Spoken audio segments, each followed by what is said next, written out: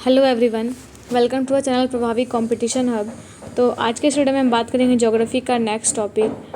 ठीक है, तो चलिए स्टार्ट करते हैं। आज का हमारा टॉपिक है द एनवायरनमेंट एंड इकोसिस्टम। ठीक है, तो इसमें पहला टॉपिक है हमारा इन्वायरमेंट।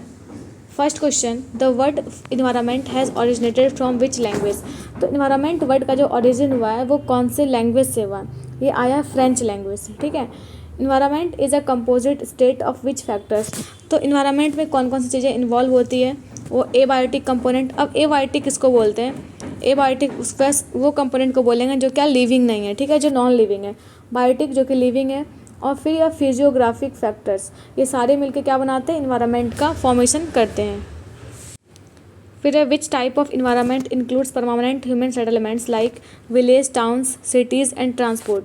तो एक ऐसा इन्वायरमेंट जहाँ पे क्या आता है? ह्यूमन का परमानेंट सेटलमेंट, जैसे कि बिल्डिंग्स हो गया, विलेज हो गया, टाउन हो गया, सिटी या फिर ट्रांसपोर्ट। इसको बोलते हैं man made environment. The environment in which all livings and non living things occurring naturally is known as. तो जहाँ पे सब कुछ नेचुरली होता है वैसे इन्वायरमेंट को हम लोग क्या बोलते हैं? Natural environment. Types of landforms, soils and minerals are examples of which type of environment. तो किसी भी पर्टिकुलर प्लेस में किस टाइप का लैंडफॉर्म है, वहाँ का सॉइल कैसा है, वहाँ का मिनरल कैसा है, इस बेसिस पे हम लोग इन्वायरमेंट, वो कौन सा इन्वायरमेंट होता है, वो होता है physical environment.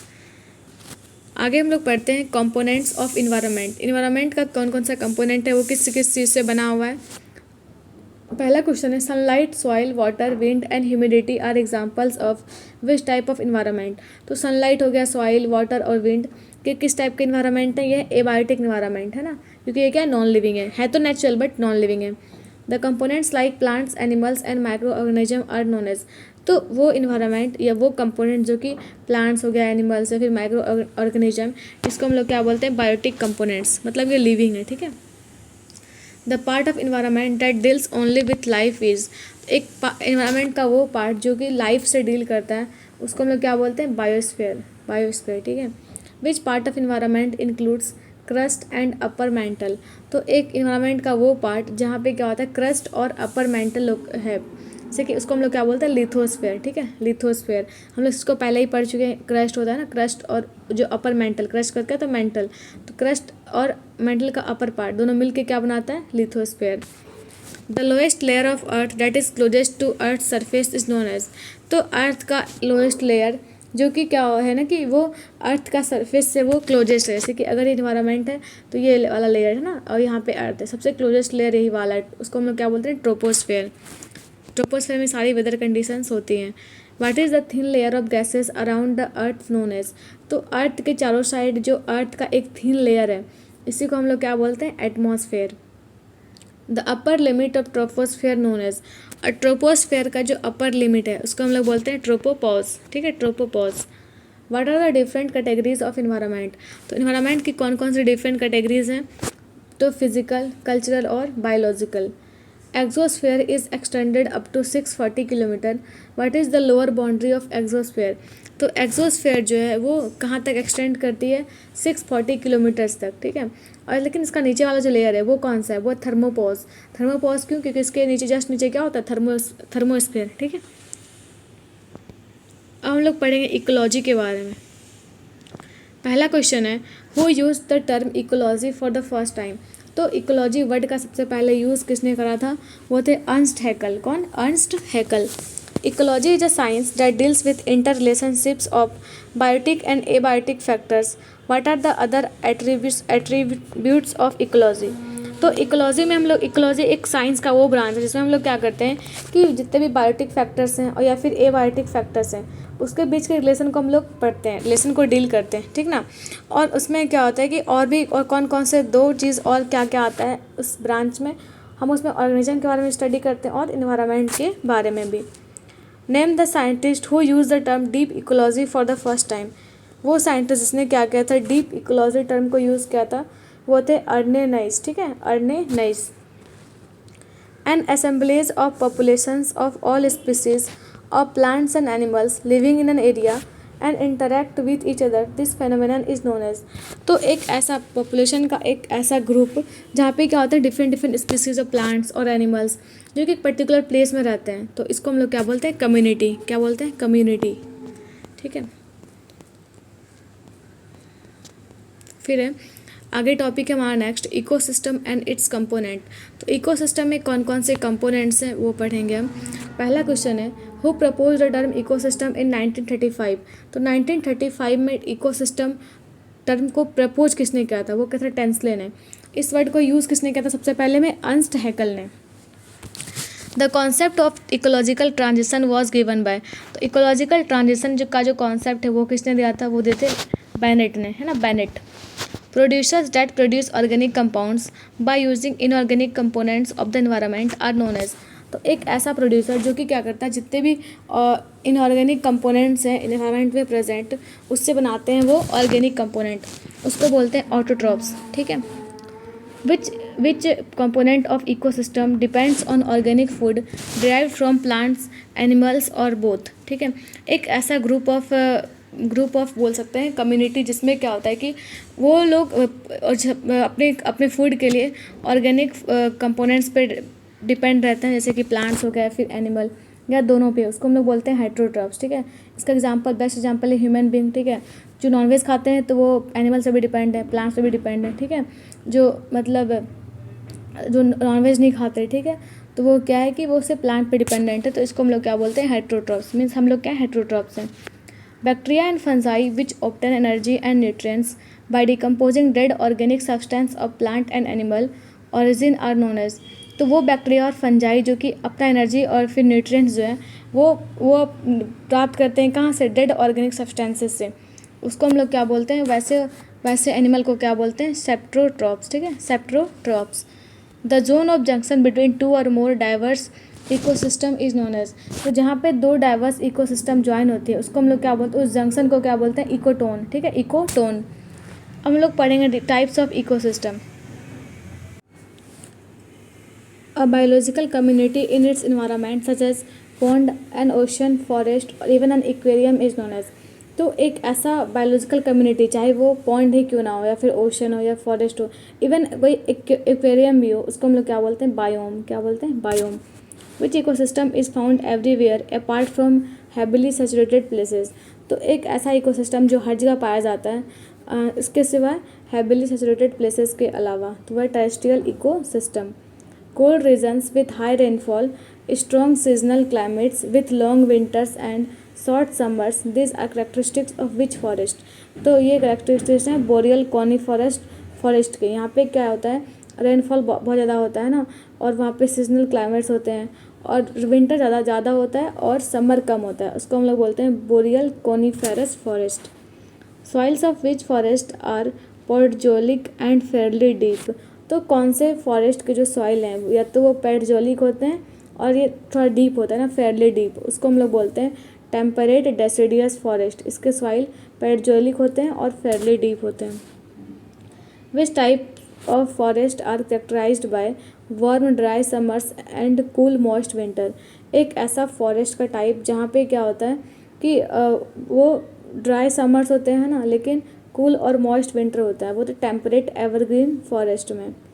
Rainfall is high and fog may be very heavy and diversity of plants and animals is much low as compare to tropical rain forest. This are characteristic of which forest. तो कौन से forest में rainfall ज़्यादा होता है ना, fog बहुत ज़्यादा होता है, और वहाँ पे लेकिन डिफरेंट टाइप्स ऑफ प्लांट्स और एनिमल्स पाए जाते हैं, लेकिन वो जो प्लांट्स और एनिमल्स का टाइप होता है वो ट्रॉपिकल रेन फॉरेस्ट से कम होता है। तो वो कौन सा रेन फॉरेस्ट है, ये है temperate rain forest. Which forest covers the highest percentage of forest area in the world. तो पूरे वर्ल्ड में सबसे ज़्यादा जो परसेंटेज है कुछ टाइप के फॉरेस्ट का है वो है tropical rain forest. Which is the most stable ecosystem. पूरे वर्ल्ड का जो सबसे अच्छा स्टेबल इकोसिस्टम है वो कौन सा है, ओशन। क्योंकि इसमें ड्रास्टिकली कुछ भी चेंज नहीं आएगा। अगर टेम्परेचर अर्थ का चेंज हो रहा है, अब कभी भी गर्मी में टाइम बहुत ज़्यादा हो रहा है टेम्परेचर, लेकिन ओशन में ऐसा नहीं होता है। जो भी चीज़ होता है उसमें वो ग्रेजुअल चेंज आता है, ना कि बहुत अचानक, ठीक, सडनली चेंज नहीं आता है। Ecosystem consisting of water as the main habitat is known as. तो एक ऐसा इकोसिस्टम जहाँ पे क्या होता है, जितने भी एनिमल्स हैं उनका मेन हैबिटाट होता है वाटर, है ना, उसको हम लोग क्या बोलते हैं, aquatic ecosystem. Aquatic ecosystem. Which ecosystem is the largest ecosystem of the world. तो कौन सा इकोसिस्टम है जो कि पूरे वर्ल्ड का लार्जेस्ट इकोसिस्टम है, वो है ओशन। कौन सा, ocean. In which type of ecosystem the climate is modified by altitude and latitude. तो कौन सा इकोसिस्टम है जहाँ पे क्या होता है कि वहाँ का क्लाइमेट है वो एल्टीट्यूड और लैटिट्यूड पे डिपेंड करता है, वो है डेजर्ट इकोसिस्टम, है ना, desert ecosystem. Which is the artificial ecosystem created by human. तो ह्यूमन बींग्स के द्वारा जो इकोसिस्टम क्रिएट किया जाता है वो कौन सा है, फील्ड। जैसे कि जब हम कोई क्रॉप्स लगाते हैं उसमें पेस्ट भी होता है या फिर डिफरेंट ग्रासेस भी होते हैं और भी इंसेक्ट्स होते हैं, ठीक है।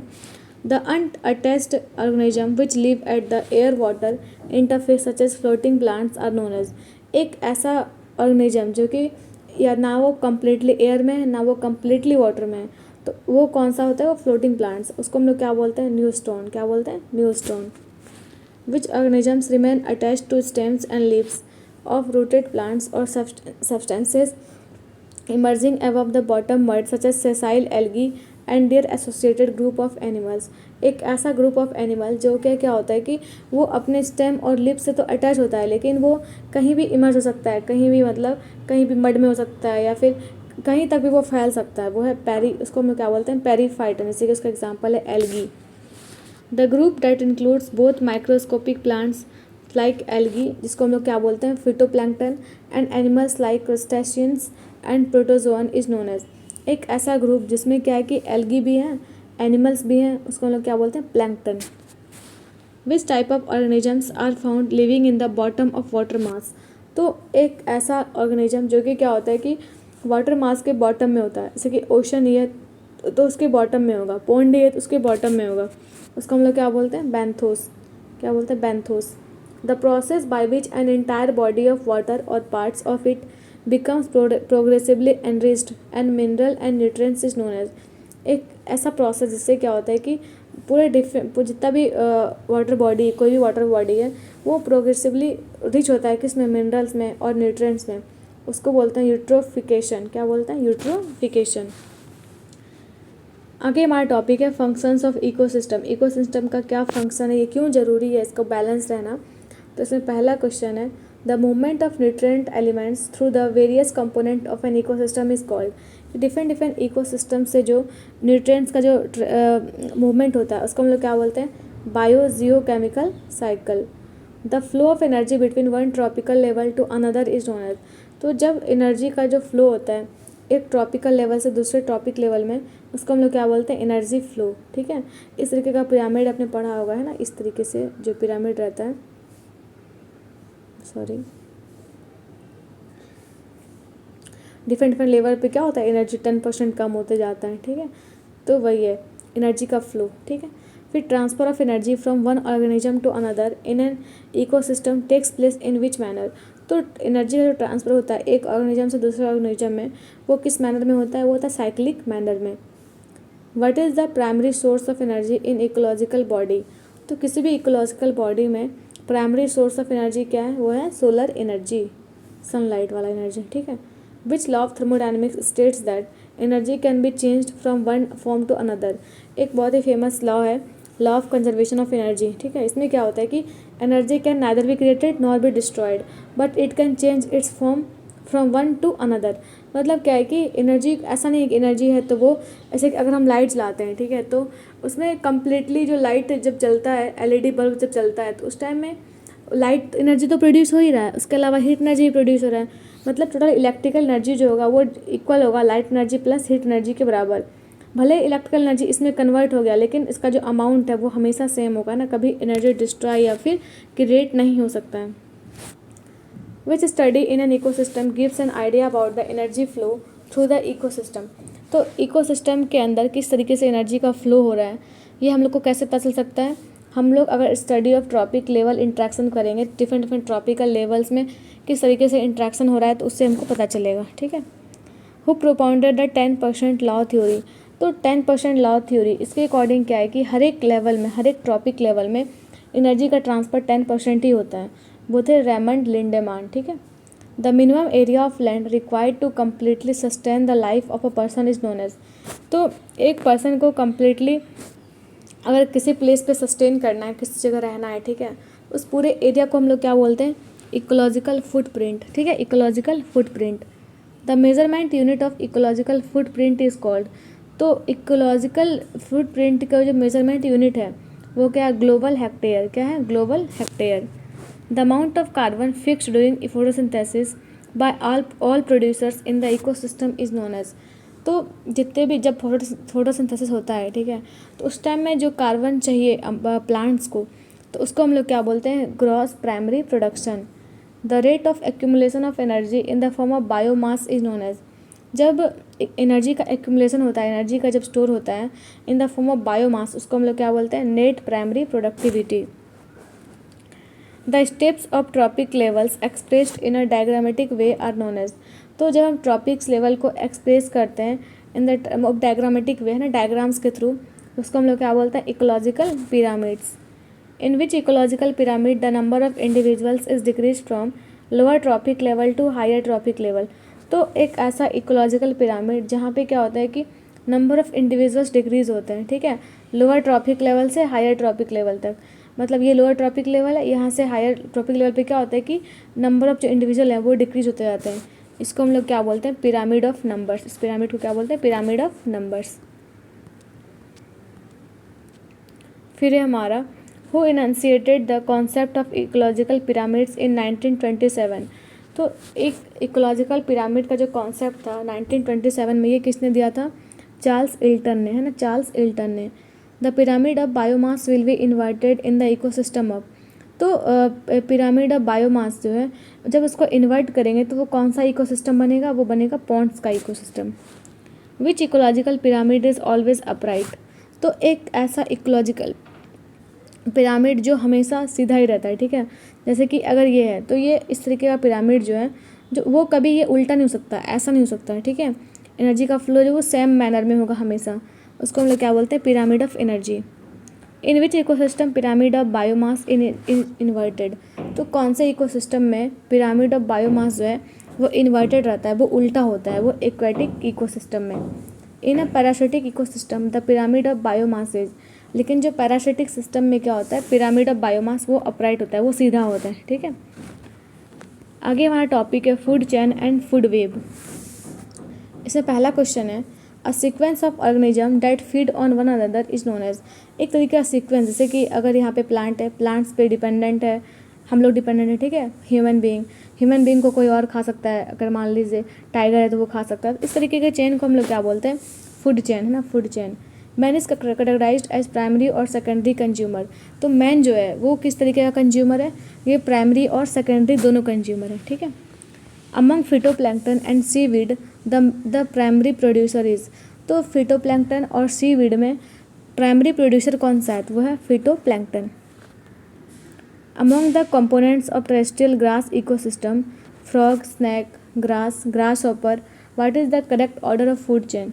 तो डिफरेंट कंपोनेंट, जैसे कि फ्रॉग है, स्नैक है, ग्रास हॉपर, इसमें से फूड चेन का क्या करेक्ट ऑर्डर होगा।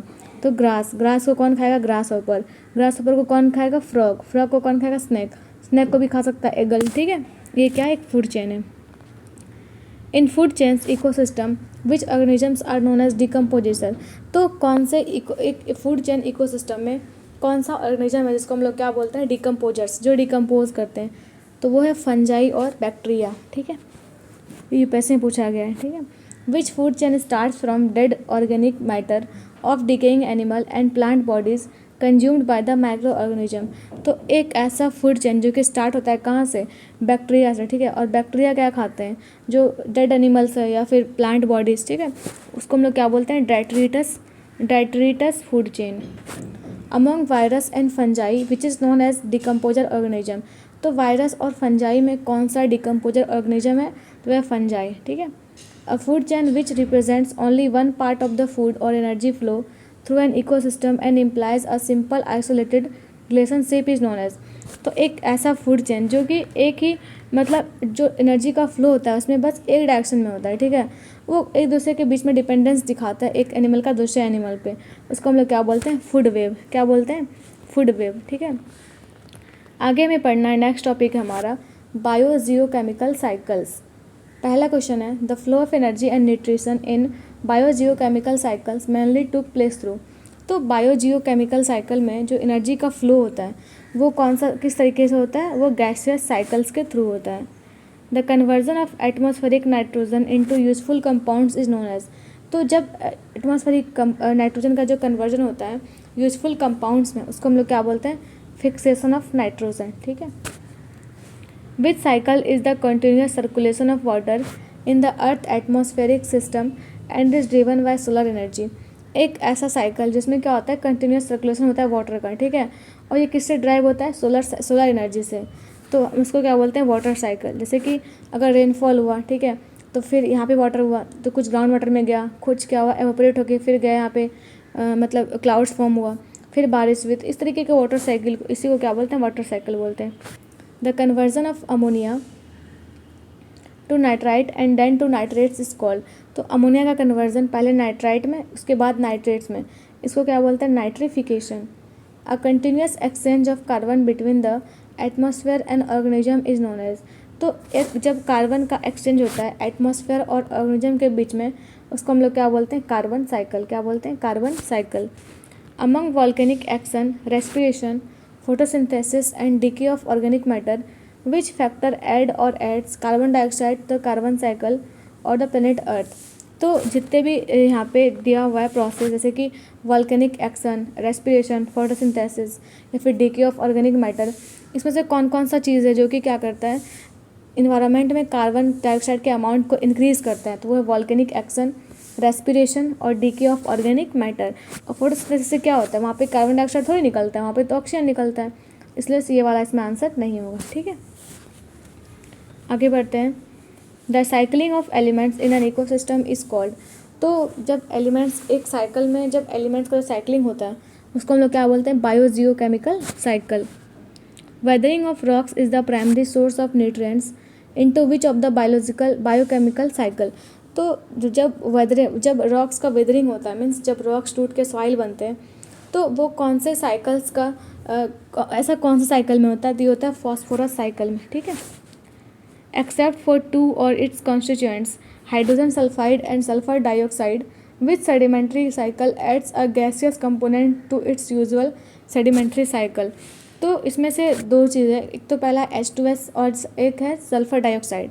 तो इसमें कौन सा सेडिमेंट्री साइकिल है जो कि गैसियस कंपोनेंट्स ऐड करता है, वो है सल्फर साइकिल। ठीक है। The accumulation of a chemical by an organism from water and food exposure is known as.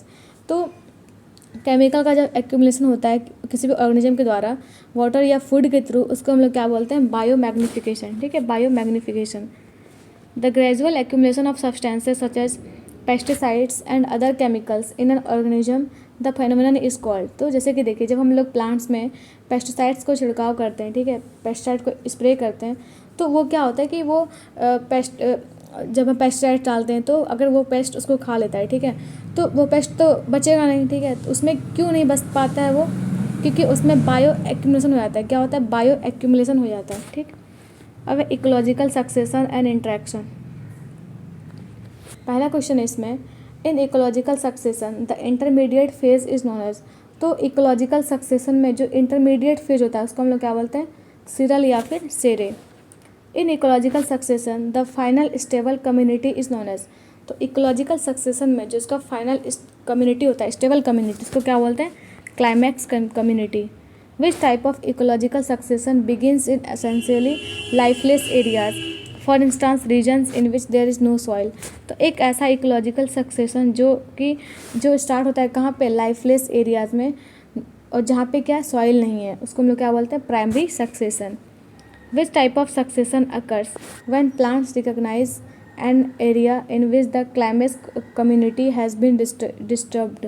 ठीक है, तो एक ऐसा सक्सेशन जहाँ पे क्या होता है कि प्लांट्स को रिकॉग्नाइज किया जाता है जहाँ की क्लाइमेक्स कम्युनिटी डिस्टर्ब हो गया। ठीक है, उसको क्या बोलते हैं, secondary succession. When the succession starts under conditions highly favourable to plant growth and plants themselves, they have to create a physical suitable environment for themselves. It is autogenic succession. The succession may begin in an area where some natural disaster has caused removal of existing vegetation is known as। तो एक ऐसा succession जहाँ पे क्या होता है कि किसी डिजास्टर के वजह से वहाँ का जो वेजिटेशन है वो ख़त्म हो गया। ठीक है, उसको हम लोग क्या बोलते हैं, allogenic succession. Lichens which are capable of initiating ecological succession even on a bare rock are actually a symbiotic association of. तो पहले इसमें क्वेश्चन ये है कि लाइकेंस जो है वो किसका सिम्बायोटिक रिलेशनशिप है। तो एल्गी और फंजाई का, दोनों मिल के रहते हैं, तो इसी को हम लोग क्या बोलते हैं, लाइकेन बोलते हैं। और ये क्या है ना, ये किसी भी रॉक पे भी, बेयर रॉक पे भी क्या कर सकते हैं, इकोलॉजिकल सक्सेशन कर सकते हैं lichens. Why trees do not replace the grasses as a part of an ecological succession in the grassland. देखिए सक्सेशन का मतलब क्या हुआ कि एक के बाद दूसरा उसको रिप्लेस कर देता है, लेकिन ट्रीज़ जो हैं वो ग्रास को रिप्लेस नहीं कर पाते हैं। इसका रीज़न क्या है कि वाटर लिमिट्स और फायर के वजह से। ठीक है, फिर है interaction arising from the interaction of populations of two different species is known as. एक ऐसा इंट्रैक्शन जो क्या होता है कि टू डिफरेंट स्पीसीज़ की वजह से होता है, के बीच में होता है, उसको हम लोग क्या बोलते हैं, inter species interaction. Relationship between two organism in which both organisms benefit is called. तो एक ऐसा रिलेशनशिप जिसमें क्या होता है कि उसमें दो ऑर्गेनिज्म का बेनिफिट तो होता है, ठीक है, एक दूसरे से बेनिफिट होता है दोनों ऑर्गेनिज्म को, उसको हम लोग क्या बोलते हैं, म्यूचुअलिज्म। ठीक है, mutual relationship. When both partners are affected negatively the nature of interaction is. तो अगर एक ऐसा इंट्रैक्शन जहाँ पे क्या होता है, दो लोगों के बीच जो इंट्रैक्शन हो रहा है दोनों को इफेक्ट पड़ता है, ठीक है, उसको हम लोग क्या बोलते हैं, कॉम्पिटिशन। ठीक है, competition. Which interaction occurs when an individual from one species kills another individual of another species at once to feed on it. एक ऐसा इंट्रैक्शन जिसमें क्या होता है कि एक स्पीसीज दूसरे स्पीसीज को मतलब मार देता है, ठीक है, किल कर देता है, ताकि वो उसको खाना मिल सके, उसको हम लोग क्या बोलते हैं, प्रीडेशन। क्या बोलते हैं, predation. Symbiotic association between fungi and roots of higher plants is represented by. तो सिम्बायोटिक रिलेशनशिप जो कि फंगी और रूट्स ऑफ हायर प्लांट्स के बीच में होता है, उसको हम लोग क्या बोलते हैं, माइकोरिजा। ठीक है, mycorrhiza. The interaction in which one species benefits and the other is neither harmed not benefited is. तो एक ऐसा इंट्रैक्शन जिसमें क्या होता है कि एक स्पीसीज को तो बेनिफिट हो रहा है, लेकिन दूसरे को ना ही हार्म हो रहा है ना ही उसको कुछ बेनिफिट हो रहा है, मतलब न्यूट्रल है, उसको हम लोग क्या बोलते हैं, पैरासिटिज्म। ठीक है, parasitism. When cattle graze in grass the insects are consumed by birds while cattle remain unaffected. This is an example of। तो उसको क्या बोलते हैं, एमिनलिज्म। जैसे कि जब कैटल जब ग्रास को ग्रेस करती है, ठीक है, तो इंसेक्ट है ना, वो इंसेक्ट जो है वो इंसेक्ट को कौन खाता है, बर्ड खा जाता है, ठीक है, इससे लेकिन कैटल्स को कोई फ़र्क नहीं पड़ता है, तो उसको हम लोग क्या बोलते हैं, एमेंसलियम। ठीक है, आगे हमारा टॉपिक है इकोलॉजिकल नीच, है ना, नीचे। ठीक है, द यूनिक फंक्शनल रोल और place of a species in an ecosystem which describes all the biological, physical and chemical factors is called. उसको हम लोग क्या बोलते हैं, नीक। ठीक है, biological niche word was first coined by. तो बायोलॉजिकल नीच वर्ड जो है वो सबसे पहले किसने क्वाइंड किया था, वो थे रॉसवेल हिल जॉनसन। इस वर्ड को सबसे पहले इन्होंने ही दिया था। ठीक है, लेकिन इस वर्ड को यूज़ सबसे पहले किसने किया था, who was the first to use term ecological niche in an research program इन 1917, वो थे जोसेफ ग्रिनल। दिया था रॉसवेल हिल जॉनसन ने, लेकिन सबसे पहले यूज़ किसने किया था, जोसेफ ग्रिनल ने। Ecological niche refers to the unique functional role and position of a species in its habitat और ecosystem. Ecological niche plays an important role in.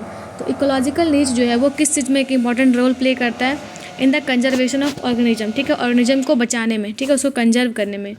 Which term describes not only the physical space occupied by an organism but also its functional role in community of organism.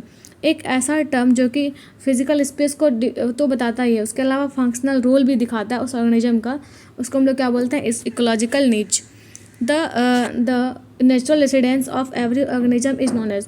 एक कोई भी natural residence, जैसे कि human being है तो वो कहाँ पे, लैंड पे रहेगा, ठीक है, तो जहाँ पे वो रह रहा है वो क्या, उसका हैबिटाट है। तो कोई भी एनिमल का जो उसका नेचुरल हैबिटाट है उसको हम लोग क्या बोलते हैं, हैबिटाट। ठीक है, what is the name of the feature that allows organism to survive in the conditions of their habitat. एक ऐसा फीचर जिससे क्या होता है, कोई भी ऑर्गेनिज्म, तो ऐसे कि अभी मान लीजिए थोड़ा गर्मी हो जाता है ज़्यादा, तो क्या होगा, सारे लोग तो थोड़ी ना कि सारे लोग मतलब डेथ हो जाएगा, नहीं, कुछ लोग क्या हो जाएगा उसमें सर्वाइव कर पाएंगे, जिसका बॉडी उसको एडेप्ट कर लेगा। ठीक है, इस प्रोसेस को क्या बोलते हैं हम लोग, एडेप्टेशन। ठीक, तो आगे हम पढ़ेंगे बायोडाइवर्सिटी टॉपिक को। आई होप आपको समझ में आया होगा। ठीक है, तो मिलते हैं नेक्स्ट वीडियो में। आप वीडियो को लाइक कर दियो और चैनल को सब्सक्राइब कर दीजिए। ठीक है, थैंक यू सो मच।